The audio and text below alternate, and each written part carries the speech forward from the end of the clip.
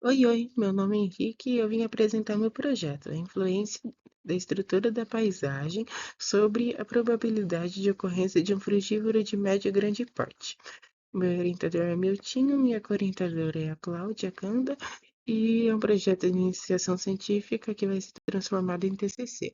Antes de falar do meu projeto, eu queria falar um pouquinho de mim.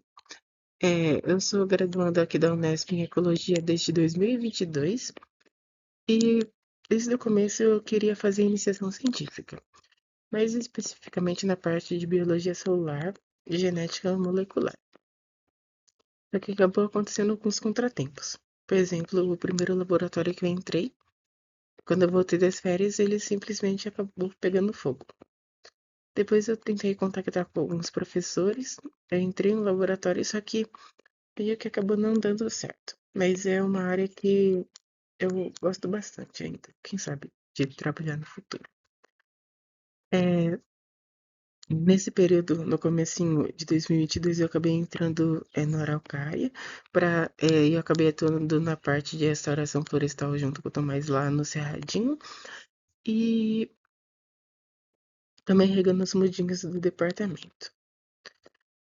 Isso até em junho de 2023, onde eu acabei saindo para focar no mapeamento do PELD, onde eu acabei entrando oficialmente no laboratório.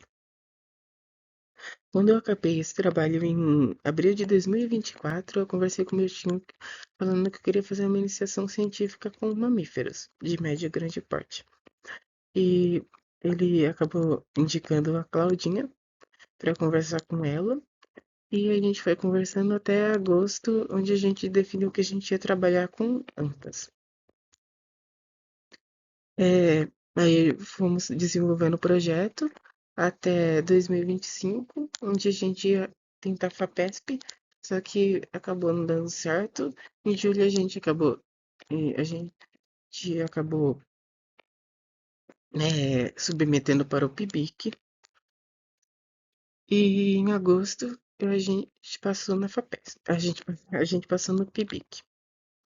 É, Dando um tempinho, a gente tentou submeter pela primeira vez. A gente não tinha submetido, a gente submeteu pela primeira vez na FAPESP e em abril, se não me engano. E em maio, semana passada, terça-feira, mandaram e-mail que o projeto acabou sendo aprovado pela FAPESP. E falando agora do projeto em si, a gente vai trabalhar com a anta, que vai ser nossa espécie modelo, só que a gente acredita que os resultados da anta podem servir para qualquer frugívoro de média e grande porte no geral. E a anta, ela é muitas vezes chamada de jardineira florestal, porque ela tem um importante papel na dispersão de sementes, onde um estudo demonstrou que ela pode dispersar até sementes de 23 famílias diferentes. E além disso, outro estudo demonstrou que ela atua também na adubação eh, do solo quando ela vai dispersar essas sementes através dos seus dejetos. Só que além da sua importância ecológica, seu papel ecológico, a sua dieta também pode indicar a sua dependência pelos elementos da paisagem.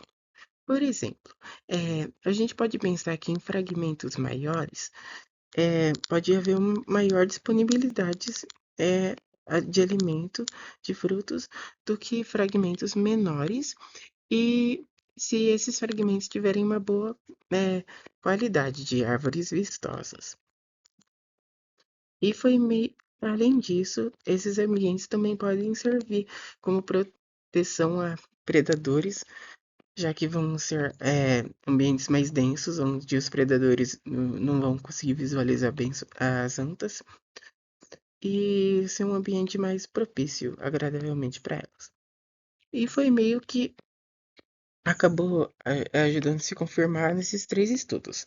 O primeiro da Beca, onde demonstrou que em fragmentos dentre muitas coisas, demonstrou que em fragmentos menores que 50 hectares, esses animais eles não acabam não ocorrendo, nem ocorrendo.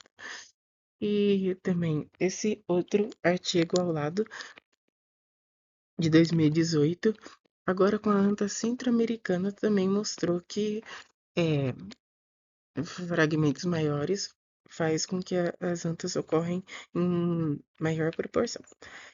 E esse terceiro artigo que mostrou que, com a anta da Malásia, que mostrou que além de o tamanho do fragmento, também é importante a qualidade, porque existiam fragmentos com proliferação de cipós, fazendo com que as árvores acabassem morrendo. Além disso, a conectividade entre os fragmentos também se demonstrou importante, pois fragmentos muito dispersos entre si faz com que as ondas tenham que se deslocar mais, gastando mais energia entre essas manchinhas de habitat, em busca de comida e de parceiros reprodutivos. E além disso, mostrou que ela sempre as antas acabam meio que utilizando sempre as mesmas rotas para chegar nos fragmentos.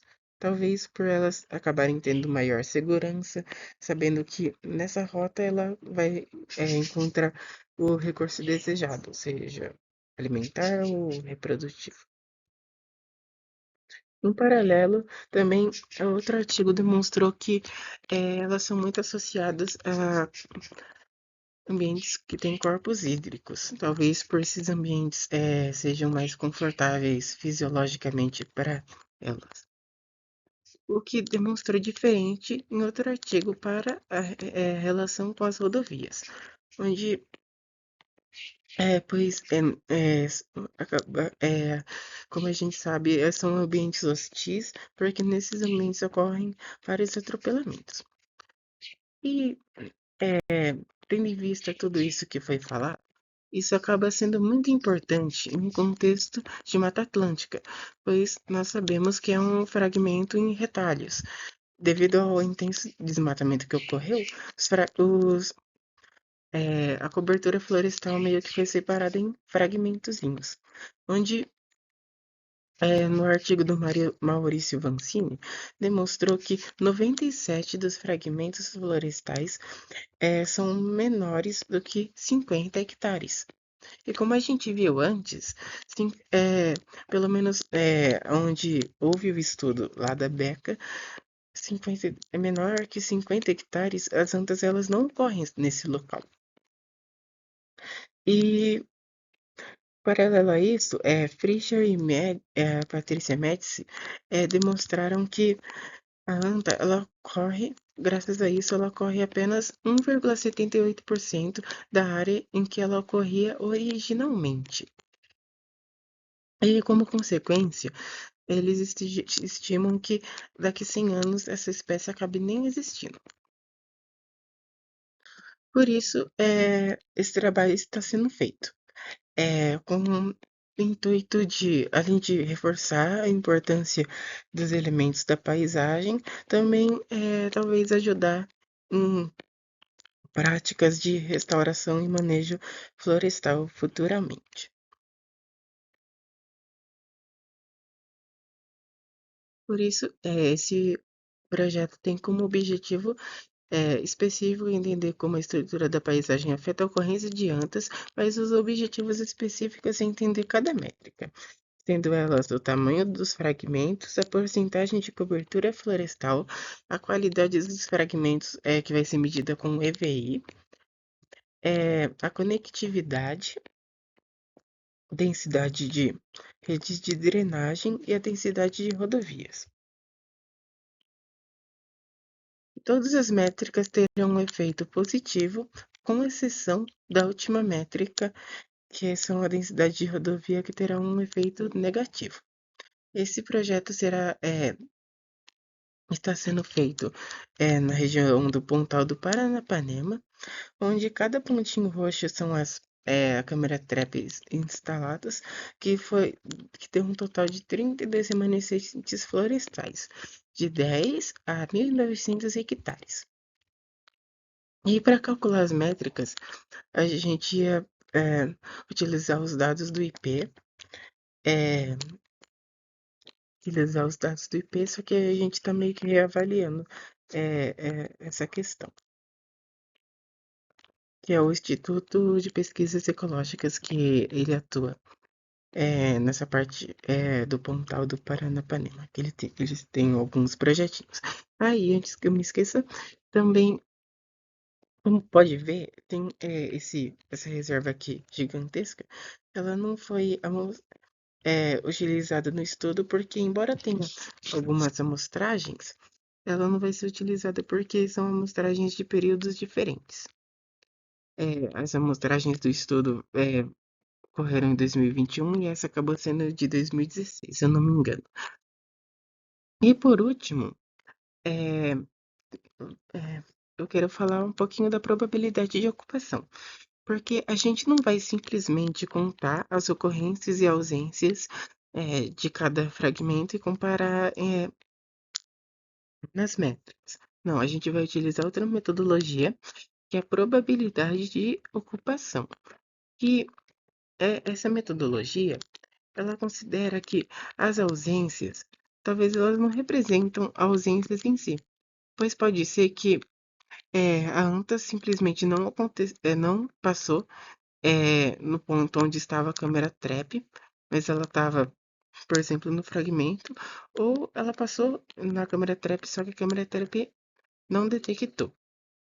Então, essa abordagem, ela vai separar matematicamente é, a, a, a anta estar presente, mas não foi detectado o que a gente chama de pseudo-ausência, ou ela realmente não está ocupada.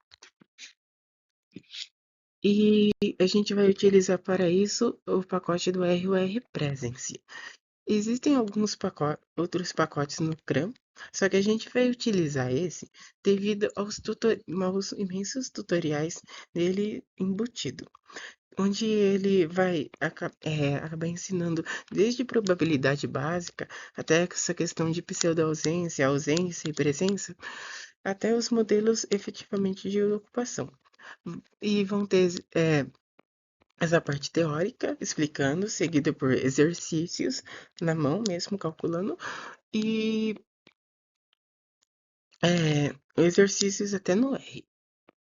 E o tutorial específico para o modelo de ocupação em si, é o tutorial 8, é o Sigo CISO. E, bom, basicamente esse é o meu projeto.